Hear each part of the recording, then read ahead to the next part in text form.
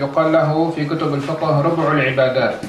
يكون في كتب الفقه شيء يقال له ربع العبادات، مراد به هذه الأمور الخمسة: الطهارة والصلاة والصيام والحج والزكاة.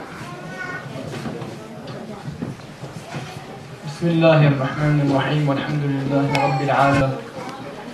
Sheikh Abdullah rahimahullah said in his book that this book is a summary inclusive of the obligatory knowledge of the religion, and the knowledge it pertains to the knowledge of the belief about knowing about Allah tabaraka wa ta'ala and knowing about the Prophet alayhi salatu wasalam.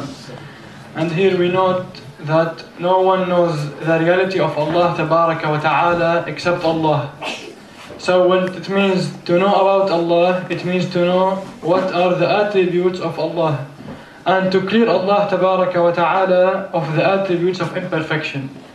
And the scholars of fiqh, they write in their books a quarter of the ibadat, the quarter of the acts of worship, and what they intend are those 5 acts that I just mentioned: purification, prayer, fasting, hajj, and paying az-zakat. And the Sheikh Abdullah named his book The Summary of Abdullah al-Harari, ensuring the personal obligatory knowledge of the religion.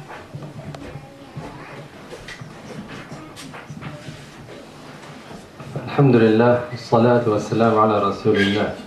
Masha Allahu بايوي يي كتابي شامل انتزاع ساعة يدبلالوي يعني يلحق زال انت يحكي زال انت منه توحيد أمرته يزوم توحيد زالسا الله سبحانه وتعالى يميش بازار كتبه خالق بمن باين يميش بازار موكا باين الزوجة زي ميش بشيبهم الله سبحانه وتعالى مثل الباهين أي الزوجيو الله سبحانه وتعالى زي ميش بشيبه زي ميش بشيبه موكما الزوجيو المتكبة بالله هنقول لك كيف لا من يلي ناجو حري الله نكبا زانا ونك حرام نقول من انت انه الله نكبا زانا سبحانه وتعالى الله له صفات الله حل هي اسرع شيء صفات الله موكبة انت حتى ان الله نكبا زانا باهي انت الزوجة الله نكبا زانا يعني دين به زدي جرينا أمرت بيوا الزوجة رسولاج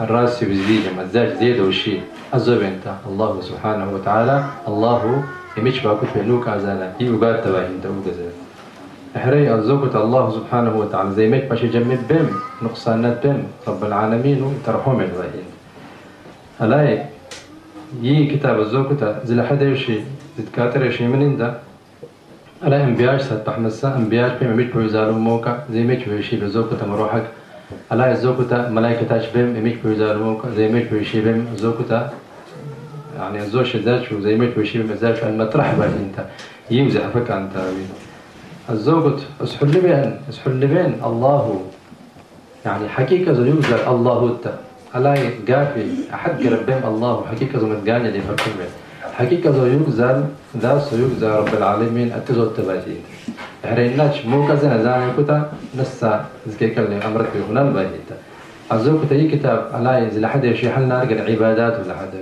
هي عبادات زانا سا حمست شيء زي لحد أنت باهيتا الزوما بين زكيك نسا صلاة سات صيام ذات صوم زكاة سات حج ذات وا الزوج سو طهارة أنت يي حمست شيء زكيك لوي عبادات أزوستو تبالو أنت يعني كتاب زوج لحد ما بين يم زوج سو حل ما يي ربع العبادات الحل عبادات لوي رموز باين حرك إجيبه أحد إجيبه إذا حفك عنه تي حمستي فين تزكيك لوي.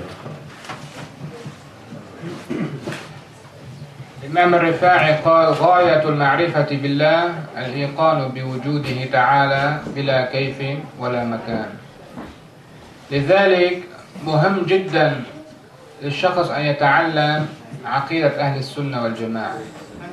مهم جدا أن يحضر دروس علم الدين حتى يتعلم عقيدة أهل السنة والجماعة، لأن الشخص لو لم تصل به بدعته إلى حد الكفر، إذا كان خالف باعتقاده ولو لم يصل إلى حد الكفر إذا خالف باعتقاده اعتقاد أهل السنة والجماعة ما كان عليه أهل السنة والجماعة في الاعتقاد، هذا في النار. ليش؟ لأن الرسول عليه الصلاة والسلام قال كلهم في النار إلا واحدة. قال ستفترق أمتي إلى 73 فرقة كلهم في النار إلا واحدة هي ما أنا عليه وأصحابي. فلو لم تصل بدعته الاعتقادية إلى حد الكفر، إن خالف اعتقاد أهل السنة والجماعة هو في النار والعياذ بالله. يعني لا نقول عنه كافر، لا يخلد في النار، لكن يدخل النار لحديث النبي عليه الصلاة والسلام. كثير من الناس مثل المعتزلة منهم من وصلت به بدعته إلى حد الكفر فهو مخلد في النار، ومنهم من لم تصل بدعته به إلى حد الكفر لكن هو أيضا يدخل النار، يخرج من النار لكن يدخلها. ليش؟ لأنه خالف اعتقاد أهل السنة والجماعة، قصر في هذا العلم. علم أهل السنة اهتموا به ودرسوه. كل الأمور التي تتعلق بأمور العقيدة حافظوا على درسها وفهمها فهما جيدا حتى الإنسان لا يخالف ما كان عليه النبي عليه الصلاة والسلام في المعتقد. The issues that pertain to the belief of Ahl Sunnah wal Jama'ah are very, very important. Al-Imam Ahmad al-Rifa'i, may Allah raise his rank, said, what means the ultimate knowledge of Allah Tabaraka wa Ta'ala is to know firmly that Allah, is to know with certainty that Allah Tabaraka wa Ta'ala exists and that Allah Tabaraka wa Ta'ala exists without a how and without a place. And knowing about the belief of Ahl Sunnah wal Jama'ah is something very, very important, and one needs to acquire it and know it very well. Because the one who contradicts the belief of Ahl Sunnah wal Jama'ah will be in hellfire. Even if the person contradicted the belief in a way that does not lead to blasphemy, in a contradiction that does not lead the person to blasphemy, the person will still go to hellfire. For the hadith of the Prophet ﷺ, my nation is going to split into 73 groups. All of them will be in hellfire except for one. So the Prophet ﷺ told us that anyone who contradicts the belief of Ahl Sunnah wal Jama'ah will be in hellfire. If their contradiction leads them to blasphemy, like Al-Mu'tazila, then they will go to hellfire and stay there until no end. Like part of the Mu'tazila, then they will go to hellfire and stay there until no end because they are blasphemers. And even if someone contradicted the belief of Ahl Sunnah wal Jama'ah, but not to a level of blasphemy, they will go to hellfire. We don't say they are blasphemers because they didn't reach the level of blasphemy, but we say they will go to hellfire, but they will be taken out because they are not blasphemers. So learning this issue should not be taken lightly. One should put effort in attending the knowledge of the religion, sessions of the knowledge, and to know the aqidah of the Prophet alayhi salatu wasalam. ميلين بايو الشيخ أحمد الرفاعي من بايو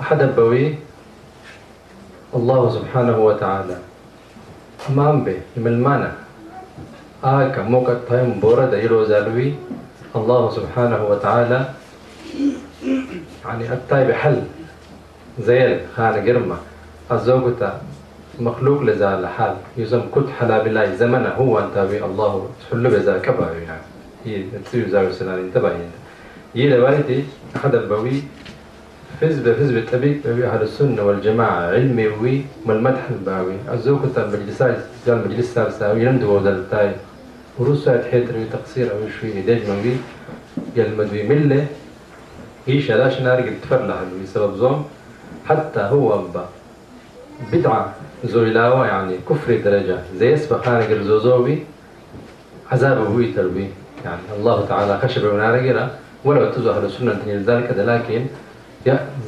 الزوج زال بدعة كفر درجة زي اسبق خارج الزوزوبي عذابه هو رسول الله حديث يعني مصداق لبايتي إلى من بايو أحد البربل خمسة عبد المعتزلة أحد قرب زيو كافر دايو وعمل له بدعة زيو كفر